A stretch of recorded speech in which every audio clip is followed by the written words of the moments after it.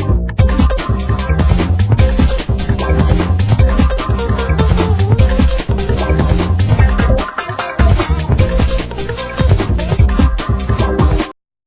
вечер, почитувани. Еве со емисија Отворено за, во која гости ни е министерот за надворешни работи во владата на Република Македонија, Никола Поповски. Добро вечер. Добро вечер, ви благодарам за поканата. Како сте, министре? Одлично. Секогаш пријатно во Кавадарци.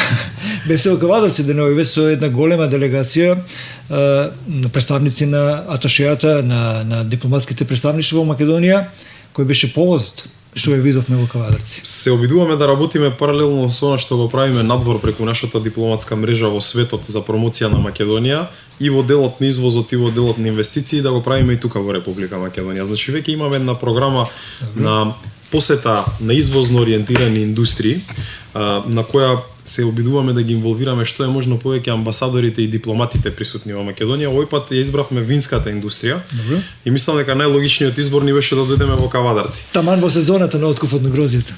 Точно, мислам дека добра слика им даде реално за тоа што се прави во делот на винскиот бизнис и производството на вино во Република Македонија. На тој начин мислам дека им ја поттикнуваме малку и мотивацијата да се заинтересираат. Веројатно многумина од нив, и барем тоа беа пораките после посетата, ќе се заинтересираат за можности за извоз на македонско вино во нивните држави и на тој начин би го зголемиле извозот и онаму каде што сме веќе присутни, но исто така и мислам дека уште побитно би откриле некои пазари на кои македонското вино не е познато во моментов. Мислам дека таа можност ни стои пред нас. Одлично, за ова прашање кон крајот на нашиот разговор, кој вечер планирам да го посветиме на повеќе значајни теми за Македонија. Република Македонија преку својата надворешна политика на билатерален и мултилатерален план сака и ги промовира своите национални вредности. И во таа смисла европската и трансатлантската интеграција е наш витален интерес за долгорочна стабилност не само на Македонија, туку и на ова подрачје. Кажете ми, во моментов најактуелна ни е посетата на господин Штефан Филе на Македонија. Вчера престојуваше во Македонија, се сретна со многу високи представници на нашата земја. Вие сте прв представник на нашата дипломатија и добро е од прва рака што ви имаме во студиото да ни кажете кои се резултатите од посетата на господинот Филе, кои се заклучоците од третата рунда на преговори што ги имаме со Европската унија на високо ниво. Дали сте лично задоволен? Можеме ли на крајот од оваа посета на Филе да очекуваме во декември позитивен одговор? Тоа што го чекаме сите. Да, мислам дека е исклучително релевантно прашање во предстојниот период, актуелно. Добро спомнавте дека се работи за трет состанок на пристапниот диалог на високо ниво. Овој инструмент беше предложен од страна на Европската комисија како можност за следење на реформите кои ги прави Република Македонија, покрај тоа што и по 3 позитивни препораки за почеток на преговорите, поради противењето на Грција не бевме во можност да ги отпочнеме тие преговори. Сметам дека оваа година со пристапниот диалог на високо ниво можевме да покажеме дека сме способни и за едно повисоко скалило. Де факто се навлегуваме во оние реформи кои се најтешки, најделикатни, најсуштински, најдолготрајни и кои начелно е докажано при претходните процеси дека секогаш барале дополнителен напор. Добро е што ги почнуваме што е можно пократко. Главна предност ни е тоа што ќе го скратиме периодот кој ќе ни биде потребен кога ќе ги почнеме реално преговорите, но воедно и ќе направиме напори за подобрување на целокупната клима и примена на европски стандарди во Република Македонија. Во овој трет состанок кој го имавме вчера, можевме да констатираме дека од една страна комисијата ги поздравува сите оние суштински напори кои ги имаме направено во овој период. Од друга страна, ние имаме постигнато на вистина еден сериозен одскок од аспект на примена на европските стандарди и мислам дека Република Македонија во моментот по било кој критериум е најподготвена за почеток на преговорите од било кога што била во минатото. И таа констатација беше неизбежна, мислам дека и пораките кои следеа после посетата и разговорите одеа во тој правец. Македонија очекува еден објективен извештај во октомври, тоа го работи Европската комисија, онаа слика која добиваме, да речеме, еден рентген преглед на тоа што сме сработиле и колку ни останува да сработиме во следниот период. Очекуваме оценката да ни оди во препознавање на сите овие реформи кои ги направивме, но ние си ја користиме исто така и за применување на приоритети, односно определување на приоритети за следниот период. Очекувам дека таква една објективна оценка, базирана на фактот дека Македонија никогаш не била поподготвена за почеток на преговори колку што е денес, е доволно силен аргумент за Европската Унија да одлучи почеток на преговорите. Тоа секако е предмет на одлука на земјите членки. Ние имаме видено дека и претходно сме биле подготвени според секој објективен параметар, но Грција не блокирала и не ни овозможила да почнеме со преговорите. Но сметам дека овој критички моментум кој го имаме добиено во овој период со сериозни реформи, со сериозно испорачување на резултати, го предизвикува и кредибилитетот на самата Европска Унија и веќе самите земји членки имаат увидено дека е потребно Македонија да влезе и формално во процесот на преговори. Покрај тоа што ние де факто се ова што го работиме како да сме во фаза на преговори. Мислам дека тие аргументи треба да преовладеат и мислам дека не смее да дозволиме некаков менталитет за обструирање на соседот да биде доминантен. Тоа мислам дека треба да го оставиме во минатото. Тие методи никогаш не влијале со никакви резултати. Мора да се фокусираме на она што е најбитно за Европа. Интеграција на Балканот е придобивка за Ке го цени ли тоа Европа? Јас мислам дека е во интерес на Европа пред се да го цени. Се поизвестно е дека околу разговорите, мислам дека разговорите околу проблемот со Грција со нашето име се во некој чорсокак. Која е формулата за нивно придвижување и како би можеле да го решиме овој спор кој што е од големо значење за Македонија, за македонците и сите нејзини жители кои сте овде во оваа држава, нејзиниот општествен и економски развој. Во оваа конотација сакам да прашам дали би можеле и овој пат грците да не обструираат и да го рушат сето она што Европската Унија ќе го реши како краен дел во декември. Базирано на претходните искуства, земја членка може да блокира земја кандидат. Тоа е докажано дека низ праксата постоеле многобројни такви ситуации, за жал би рекол. И мислам дека од тој аспект инструментот блокирање постои на маса. Втор аспект кој е, мислам, уште побитен од овој првиот за можноста за блокирање е интересот. Денес сметам дека нема нити една земја во регионот која има било каков интерес да го попречува интегрирањето на своите соседи во европските и евроатлантските структури. Значи, целта е да бидеме дел од Европската Унија, да се намали тежината на границите, да можеме да тргуваме, да се движиме, да водиме бизниси преку граници исто како што водиме во рамки на една држава и само тоа може да го направи овој регион побогат и поконкурентен.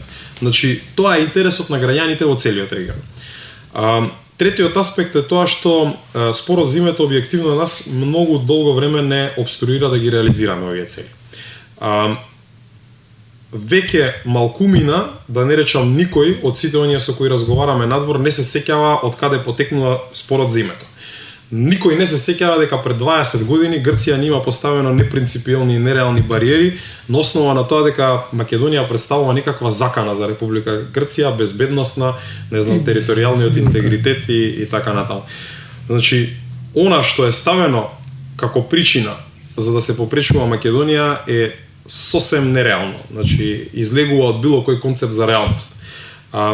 Конечно, како последен аргумент би го кажал фактот дека постои она што се нарекува меѓународна правна рамка. Република Македонија ги има исполнето сите критериуми од аспект на меѓународно правната рамка.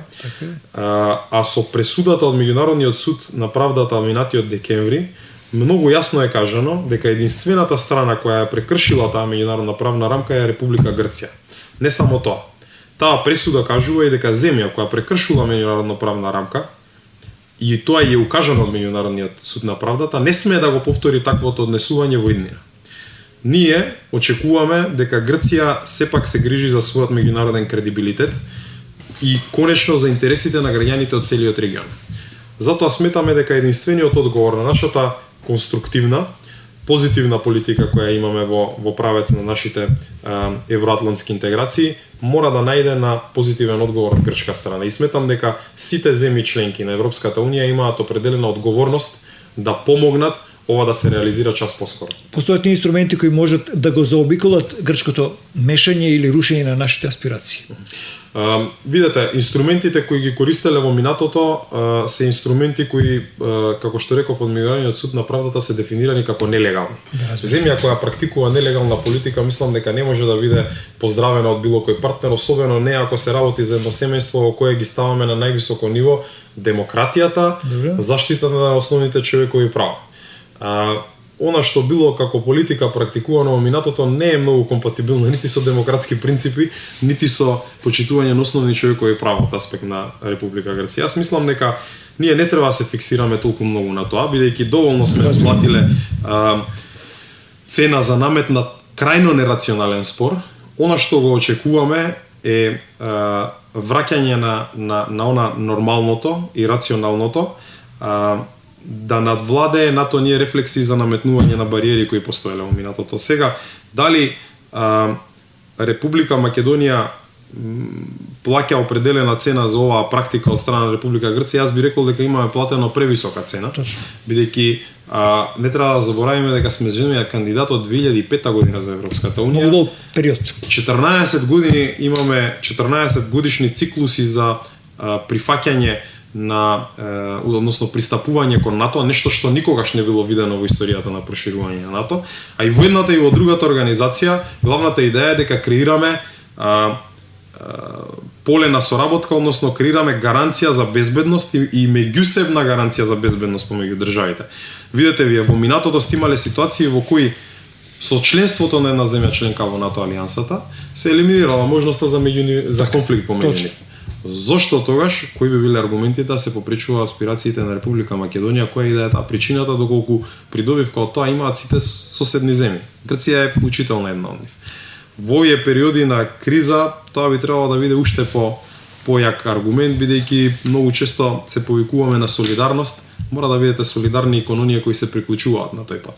На грчките напади или флоскули или изјави на портпаролите на МНР и на владата дека не сме конструктивен партнер за преговори, вие неодамна кажавте напротив. Македонија отсекогаш сака да го реши овој проблем, кој го наметна они, подлекувајќи дека Македонија секогаш била и ќе биде конструктивен партнер за разговор. Видете, мислам дека многу е јасно дека постојат определени дневни интереси за презентирање на една или друга теза. Најлесно е да се обвини некој за неконструктивност кога немате аргументи. Мислам дека оценката за конструктивност или не треба да се базира сепак на објективни параметри. Првиот објективен параметар е правото. Добро. Зборуваме за една заедница во која правото треба да биде на највисоко ниво. Добро. Според правните норми, Република Македонија ги има исполнето сите критериуми, а Република Грција има обврска да не блокира на патот кон него и тоа се би било решено. Па се разбира. Бугарија е се погласна, господине министре, во своите негаторски политики во последно време кон македонците кои живеат таму и околу македонската историја. Тоа е проблем кој и во иднина може да представува камен на сопнување, доколку не успееме да ги амортизираме нивните напади и да се избориме за меѓународно признавање на нашето македонско малцинство кој живее во ова соседна држава. Во која насока се движат односите со Република Бугарија и како сметаме ние како дипломатија да ги надминеме постоечките проблеми во овој правец? Јас мислам дека на теренот многу реално е тоа дека ние природно имаме врски, односно одлични релации, било да е тоа во бизнисот, било да е помеѓу луѓето и со Грција и со Бугарија. Македонската заедница надвор од Македонија треба да имаме мост на поврзување со сите други земји. Така мислам дека е за секоја заедница. И оние заедници кои се присутни во Македонија исто така ни се добар мост за поврзување со други земји надвор. Мислам и во регионот и надвор од регионот, и нив треба да ги искористиме како на еден определен начин како мост, а не да ги гледаме како било каква закана. Тоа што е клучно во односите со Бугарија е дека некогаш постои определена тенденција премногу да се вртиме кон минатото. Јас сметам дека за нас денес, и доколку ги прашате, верувам дека тоа ќе биде одговорот на сите оние млади генерации на македонски граѓани кои денес уживаат во слобода и независност, е дека треба да се фокусираме на иднината. Иднината е Македонија дел од Европската унија и НАТО во стабилен Балкан. Апсолутно. Доколку на тие работи се фиксираме, како со нашите бугарски соседи и пријатели, така и со останатите земји од нашиот регион, мислам дека било каква иницијатива или тежнение кон конфликт нема да има никаква основа. Затоа и многу се фокусираме на изградба на патишта, на поврзување, еве конкретно сега веќе затворивме финансиската конструкција за изградба на дел од пругата. Да. Тие се работи кои конкретно ги правиме. Обременување на ова конкретна соработка која можеме да имаме со, не знам, различни перцепции, историски, не знам, конфликтни и така натаму, е целосно непродуктивна. Македонската политика и македонската дипломатија се фокусирани кон иднината. Така очекуваме да се насочат и нашите соседи. Одлично, да не се обременува со тоа што било во минатото. Тоа било и се случило, крај. Апсолутно. Престојното генерално собрание, министре, е пред нас. Како ќе се представи македонската дипломатија или Република Македонија во највисоката асамблеја и со какви цели отпатува македонската делегација во Њујорк? Сега веќе одиме на генералното. Да, генералното собрание е добра можност и за воспоставување и на билатерални контакти. Покрај онаа мултилатерална рамка која имаме таму и мислам годишна сесија на Генералното собрание, секако дека ќе бидеме фокусирани на остварување на бројни средби со партнери од наши од земји со кои сакаме да градиме подлабоки односи, со кои некои со кои имаме веќе односи, со други кои немаме толку развиена размена, бидејќи сепак сваќате, особено во услови на криза, дека светот е навистина голем. Ние не сме имале толку можности, можеби и од објективни причини не сме биле доволно отворени кон остатокот на светот, но објективно многу можности постојат. Надвор од сите наши типични партнери кои се, да речеме, во најголема мерка во Европа и кои се сериозно погодени од кризата. Заедно со нив, имаме интерес да ја прошириме таа мрежа на контакти. Европската унија сама има голем број на партнерства со растечки економија во светот. Сметаме дека Република Македонија како мала земја треба што е можно да биде поотворена и да создава, да ги отвара вратите за соработка со бројни